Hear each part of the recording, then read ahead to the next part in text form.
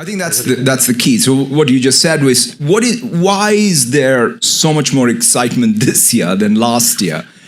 Is because of that exponential growth of the power of these models. I'm not claiming, by the way, that this is the last innovation in AI or this is the last model architecture. There's going to be lots more to come. But if you look at what has happened between GPT-3 to 3.5 to what comes next, these are not linear areas. This is not linear progress. The first thing I step back and say, when I look at all productivity data, I look at all economic growth data, I sort of look at that and say, God, we need something to help us. It's not like we're, as a world, growing at inflation-adjusted 3-4%. If we really have the dream that the 8 billion people plus in the world, their living standards monotonically should keep improving year over year, what is that input that's going to cause that? Like what, we need, and we have some tough challenges, right? When you think about energy transition, let's just take that for an example. Essentially what we're saying, at least the way I, as a layperson understand it, is you got to take 250 years of chemistry and compress it into some 25 years so that we can then make it to the other side. If that is the case, computational chemistry is going to be super important. And so applications of AI to that is probably the way we're going to make it.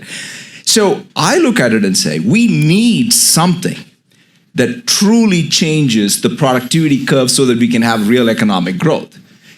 And then if you have that, there are all kinds of things that we can talk about, which is what does it mean to displacement, which will be real. After all, there was displacement in the Industrial Revolution.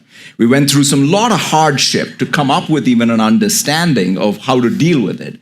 This time around, we have that understanding.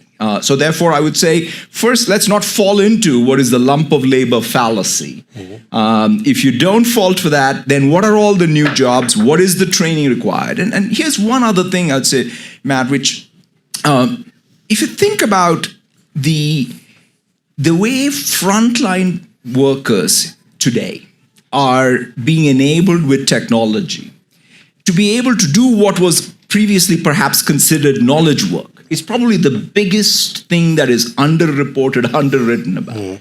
Then, we have at Microsoft a tool called Power Platform, right? So think of it as what is essentially it's Excel level skills at best, even lower, where you can take that tool and create applications, create workflows. In fact, you can use GPT to essentially prompt a workflow.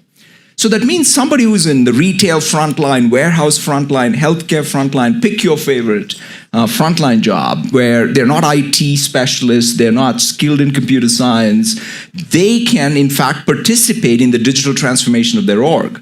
If they do that, what happens next is better wages, because they're now considered to be not just doing frontline work, but are also participating in what was previously knowledge work.